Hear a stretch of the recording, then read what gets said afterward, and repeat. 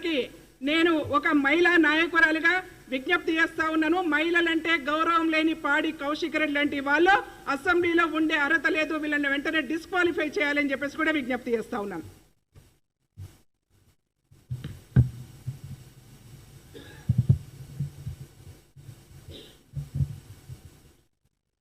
Media సోదరులకి నమస్కారం.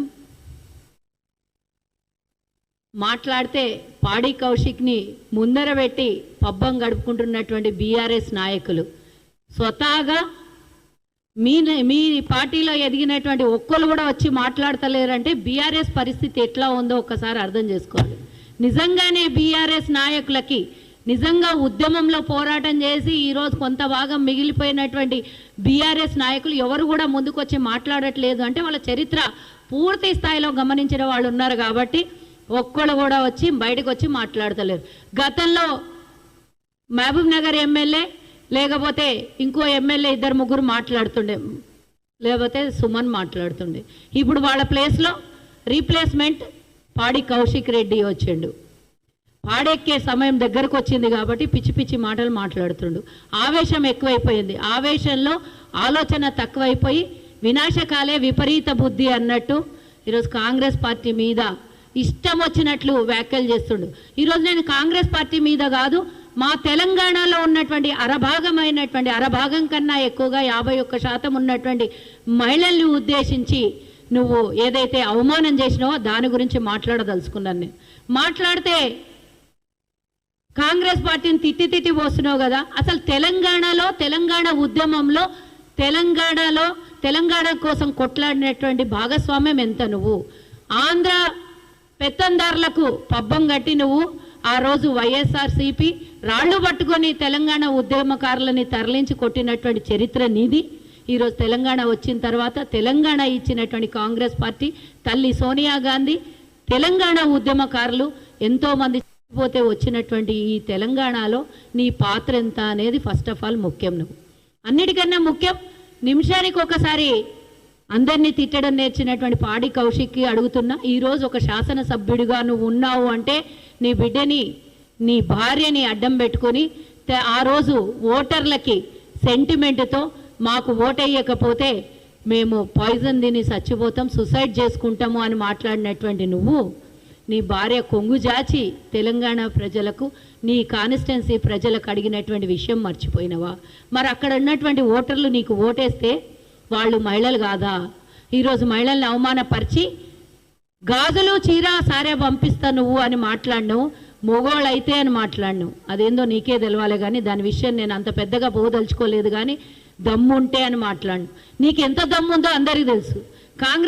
కాంగ్రెస్లో పెరిగి రాహుల్ గాంధీ పక్కన డ్రైవింగ్ చేసి కూర్చున్నటువంటి నువ్వు రాహుల్ గాంధీని ప్రశ్నించే స్థాయికి పోయినావు అంటే అసలు ఎక్కడి నుంచి రాజకీయం నేర్చుకున్నావు?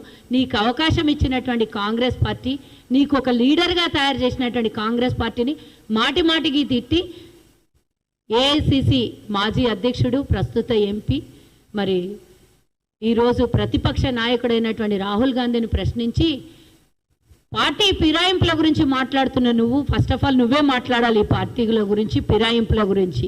వైఎస్ఆర్సీపీ, కాంగ్రెస్, బీఆర్ఎస్ అడక తినేటానికి 60 ఊర్లంట, వండుకొని తినేటానికి ఒక్క ఇల్లు అంట. ఇట్లా కేసీఆరే వేరే పార్టీ నుంచి వచ్చి పార్టీ పెట్టుకున్నాడు. టీడీపీ నుంచి, కాంగ్రెస్ నుంచి అన్ని పార్టీలు తిరిగేసి వచ్చినటువంటి మీ నాయకుని గురించి మాట్లాడాలి కదా నువ్వు. ముఖ్యంగా 12 మంది ఎమ్మెల్యేలని కొనుగోలు చేసినప్పుడు ఈ పార్టీలు ఉంటాయి కదా నువ్వు. అప్పుడు ఎందుకు నోరులు ఇవ్వలేదు నీకు? అంటే ఈడుండి ఆడ అన్నం తిన్నావా నువ్వు? 12 మంది వెళ్ళిపోయినప్పుడు ఇదే మాట ఎందుకో మాట్లాడలేదు?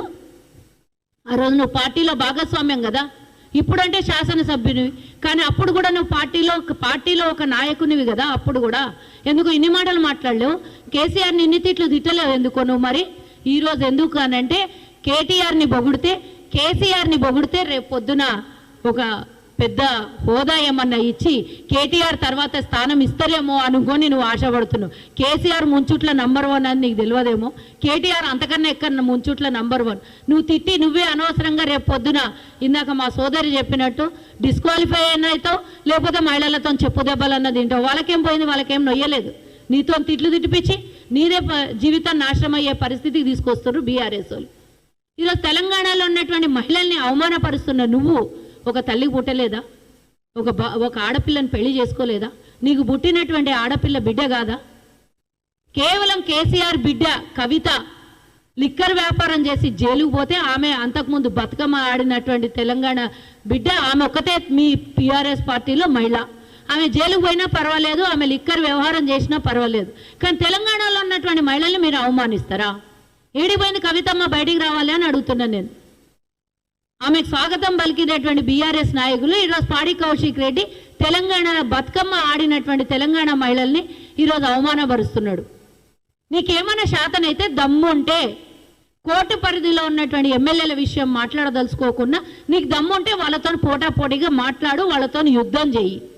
కానీ మహిళలని అఘోరపరిచి మహిళల్ని ఉద్దేశించి గాజులు పంపిస్తా, చీరలు కట్టుకొని మాట్లాడు, చీరలు కట్టుకొని వచ్చి ప్రెస్ మీట్ పెట్టు, చీరలు కట్టుకొని వచ్చి వ్యవహారం చెయ్యి అని మాట్లాడుతున్నావు. మేమందరం ఇక్కడ మహిళలం ఉన్నాం, మేము కూడా నాయకులం ఉన్నాం, చీరలే కట్టుకుంటాం మేము కూడా.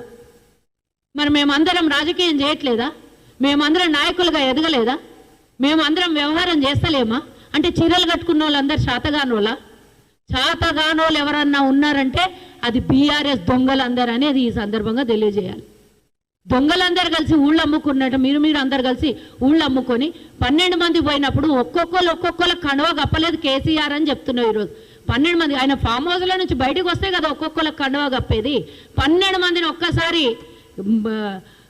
బర్ల దొడ్డిలో బర్లను కొన్నట్లా కొనుక్కొని ఒకళ్ళకి మంత్రి పదవి ఇచ్చి, ఒకళ్ళకి జిల్లా పరిషత్ చైర్మన్ ఇచ్చి, ఒకళ్ళకు కాంట్రాక్ట్లు ఇచ్చి, ఒకళ్ళకేమో చైర్మన్ పదవులు ఇచ్చి, ఇట్లా రకరకాలుగా పదవులు ఇచ్చి బయటికి వెళ్ళి వచ్చిన వాళ్ళకు మీ నాయకుడు ఇప్పుడు ప్రజెంట్ ఉన్న మీ నాయకులు పదవులు ఇవ్వచ్చు, పార్టీ ఫిరాయింపులు చేయొచ్చు, సిఎల్పిని విలీనం చేసుకున్నాయని ప్రకటించవచ్చు.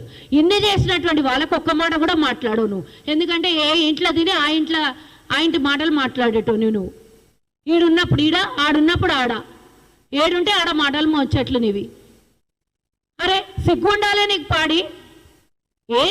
ఏ పరిస్థితిలో నుంచి నువ్వు గెలిచినవో ఆ రోజు కాంగ్రెస్లో ఉండి నేను 5,000 ఇస్తా, 10,000 ఇస్తా, సభకు రండి అని కాంగ్రెస్లో నేను టీఆర్ఎస్లో చేరుతున్నా, నాకు టీఆర్ఎస్ టికెట్ ఇస్తా అన్నదని కాంగ్రెస్లో ఉన్నప్పుడు నువ్వు మాట్లాడు. నీకెందుకు సస్పెండ్ అయినావో, ఆ రోజు కాంగ్రెస్ పార్టీలో నుంచి ఎందుకు తీసేసినో ఒకసారి గుర్తు చేసుకో. ఈ చరిత్ర దరిద్రం కూడా చరిత్ర నీది. ఇట్లాంటివని వచ్చి నువ్వు ప్రెస్ మీట్లు పెట్టి శుద్ధపూస మాటలు చెప్పి నేనేదో ప్రతివత శిరోమణికే నేను అధ్యక్షుణ్ణి అన్నట్లా మాట్లాడితే నీ చరిత్ర ఎవరికి తెలియదు. ఇంకొకసారి గిట మహిళల్ని కానీ కాంగ్రెస్ పార్టీని కానీ నువ్వు వ్యంగ్యంగా కానీ ప్రెస్ మీట్లు పెట్టి మాట్లాడినావు అని అంటే చెప్పు దెబ్బలు కొడతారని మా సోదరు చెప్పినట్టు వాళ్ళు ఎవరో తెలంగాణ ప్రజలు కాదు, మేమిడ వేదిక మీద ఉన్నటువంటి 5 మందిని చెప్పు దెబ్బలు కొట్టడానికి. ఇంతకు మించి నేను మాట్లాడదలుచుకోలేదు. బహిరంగంగా మహిళా సమాజానికి మొన్న కేటీఆర్ మహిళల్ని అగౌరవపరిచే, అంతకుముందు నువ్వు గవర్నర్ని అగౌరవపరిస్తే, మళ్ళా మొదలైన సీతక్కని అసెంబ్లీలో అవమానపరిచినావు. ఇప్పుడు మళ్ళీ వచ్చినావు మహిళల్ని అవమానపరచడానికి. నీకు అసలు మామూలుగా లేదు. నీకు ఓసారి పడితే కానీ నీకు అర్థమయ్యేటట్ల లేదు. నువ్వు బయటికి ఎట్లా వెళ్తావు చూస్తాం బిడ్డ, క్షమాపణ చెప్పకపోతే అని తెలియజేస్తున్నావు.